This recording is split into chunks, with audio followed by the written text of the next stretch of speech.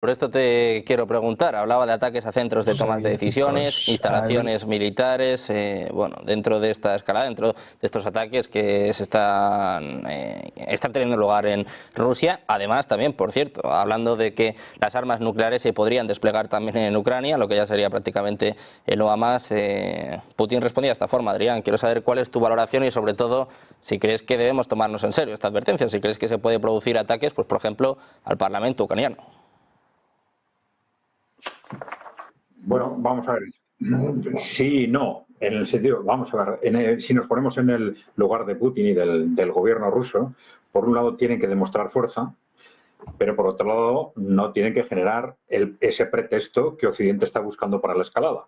Claro, razones objetivas para proporcionar ese pretexto tienen, habían dicho sobradamente que el lanzar esos misiles de largo alcance contra Rusia supone que el país que los lanza o los que colaboran en el lanzamiento, a partir de ese momento están en guerra con Rusia, lo dijeron. Putin dijo el otro día expresamente que ese lanzamiento de esos misiles ha cambiado el contexto de la guerra y que ahora estamos, y cuidó mucho las palabras, diciendo estamos en un conflicto bélico que ahora es de carácter global. Claro, conflicto bélico ya sabemos todos de qué es sinónimo, ¿no? Y global ya sabemos todos de qué es sinónimo también, ¿no? Estaba diciéndolo sin decirlo, pues que estamos ahora en una guerra más amplia, también contra los países que han colaborado en esos lanzamientos, ¿no? Bien, a pesar de esto, él sabe que lo que le interesa a Rusia es, de ser posible, aguantar hasta el 20 de enero. Entonces tiene esas dos dialécticas. Por un lado, tengo que reaccionar con toda la fuerza posible.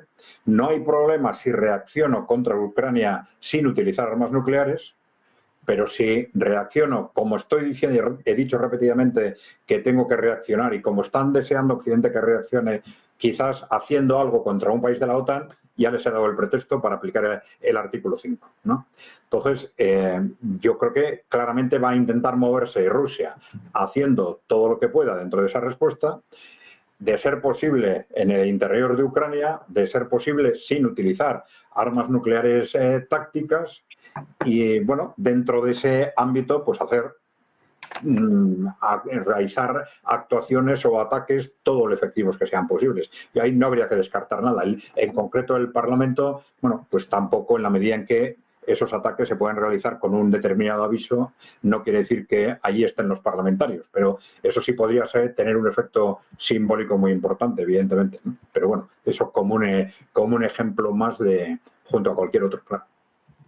Javier, pues esto mismo te quiero preguntar, ¿cómo interpretas estas palabras del presidente ruso, Vladimir Putin? Precisamente hablando de un ataque nuclear, decía el propio Putin que un ataque masivo con misiles Oresnik equivaldría a un ataque nuclear. Venía a decir pues que es como si cayera un meteorito, ¿no?, por el cráter que deja este misil. Te quiero preguntar por esto, por el abanico de opciones de Rusia en sus respuestas cuando estamos, bueno, pues inmersos quizás en la mayor escalada hasta el momento, ¿no?, en el momento de mayor tensión de este conflicto. Sí, yo creo, sin tener que utilizar armas nucleares, porque el hecho de utilizar armas nucleares en la nueva doctrina militar rusa, especificándolo todavía más que lo que se habla en comentarios, serían con tres supuestos que solamente, si se dan esos tres supuestos, sí se legitimaría por parte rusa el uso de armas nucleares. Esos tres supuestos, para dejarlo excluido en un primer momento de que no utilizará armas nucleares, serían primero la entrada en masa de contingentes en Ucrania de militares de la OTAN y de armas de destrucción masiva de la OTAN en Ucrania. Ese sería el primer supuesto de uso de armas nucleares tácticas por parte de Rusia. Ya he dicho que son respuestas especulares y graduales. En el segundo caso, que podría ser posible el uso de armas nucleares tácticas rusas, sería si hay ataque de tropas de la OTAN a Bielorrusia, que he escuchado estos días pasados planes siniestros de las criaturas del pantano hablando de esto. Y luego también, en un tercer punto, sería si se diese el caso de una operación similar a la que se dio en el 2011 en Libia, de imponer en Ucrania una zona de exclusión aérea.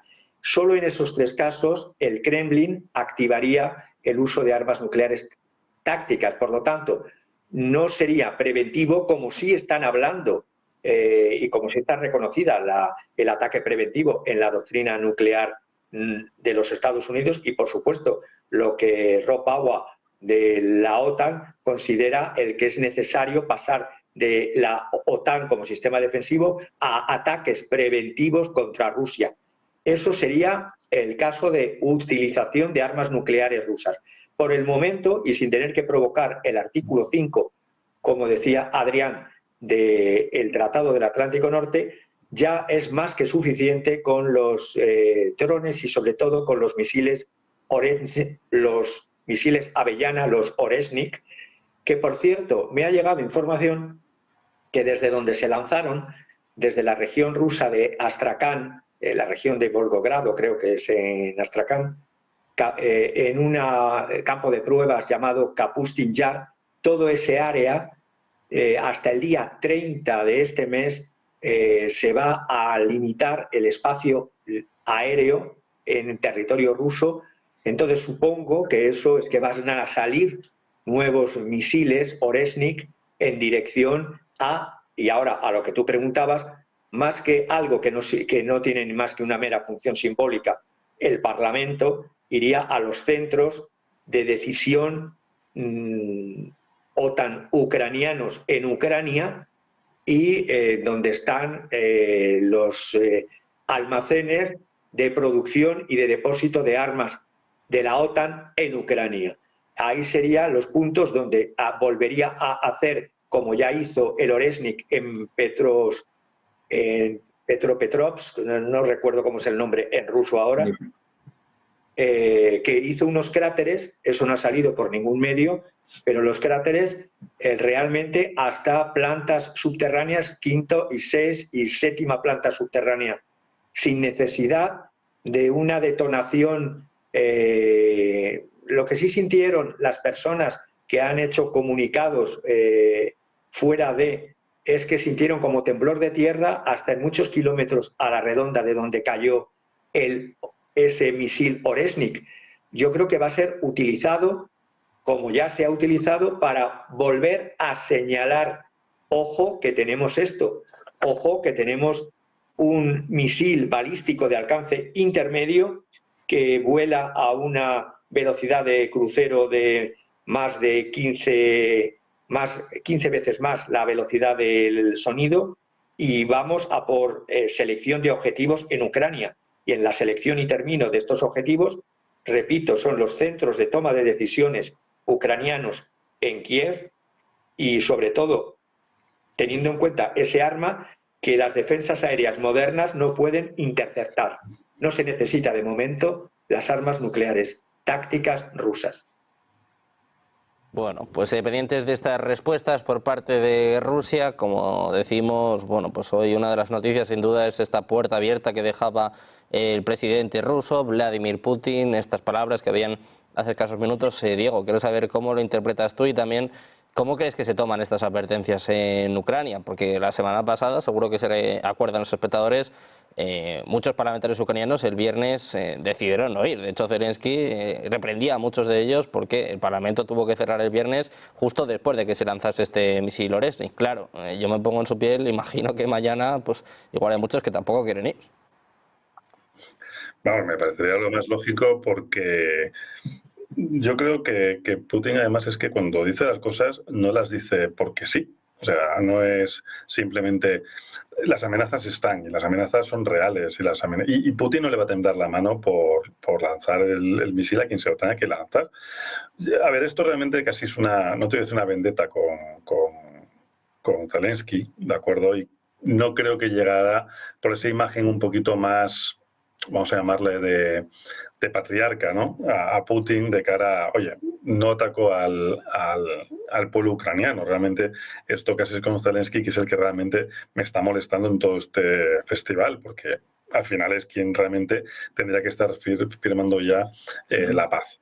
Y esto yo creo que es un poquito lo que se le ha enquistado a Putin. Entonces, contra lo que es la imagen, el pueblo, la voz, el parlamento ucraniano, no creo que lo haga, pero desde luego que si lo tiene que hacer no se lo va a pensar, o sea, que no le va a temblar el pulso. Está claro que llegar tan lejos pues deterioraría muchísimo más su imagen internacional. Y es un poco lo que hemos estado comentando en este rato, ¿no? Que esa imagen pues más deteriorada ya no la podría tener, pero también tiene que hacer algo para limpiar, pues echarse un poquito de mano chapa y pintura, ¿no? Porque al fin y al cabo, si esto se acaba en breve, pues hay dos países que hay que empezar, uno principalmente que hay que reconstruir. Y bueno, pues tampoco esa imagen va a ser muy, muy sana de cara a un futuro. Entonces, atacar ahora mismo tanto como esos centros de decisión, bueno, pues yo creo que hay que tomarlo un poquito con pinzas, pero no descartarlas por lo que digo, porque es que Putin su objetivo es acabar con esto cuanto antes. Yo creo que ya al principio era una guerra de desgaste, yo creo que ya se ha cansado, está ya más aburrido Zelensky que otra cosa y quiere que se acabe ya. Entonces, si tiene que pegar ese golpe de efecto, lo pegará. Lo que pasa es que la consecuencia es que la comunidad internacional se le va a echar encima.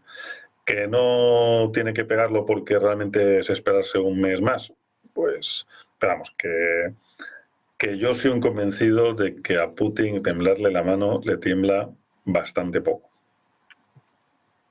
Pues pendientes de Putin, de sus palabras y también de